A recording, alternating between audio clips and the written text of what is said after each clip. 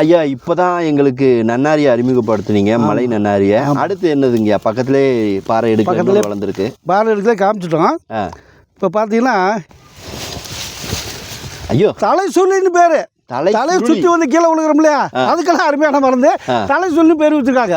அதோட இடத்த அதோட இது காஞ்சிருக்கு. உரிக்கட்டின்னு பேர். உடம்புல எங்கெங்க புண்புறைகளை ஆற்றக்கூடியது. எலும்பு ஜவ்வு நரம்பு உடம்புல எங்கன புண்ணு இருந்தாலும் புண்ணை ஆற்றக்கூடியது அற்புதமான மூலிகை. இது சூரணம் செஞ்சு பவுடர் செஞ்சு சாப்பிடலாம். இல்லைன்னா அதை அப்படியே இடித்து பவுடர் பண்ணி சாறு எடுத்து சாப்பிட்டுக்கலாம். பல ரூபத்தில் சாப்பிடலாம். எப்படி வேணாலும் சாப்பிடலாம். தினமும் 2 இலை சாப்பிடலாம். இப்போ சாப்பிட்டு காமிப்போம் மக்களுக்கு.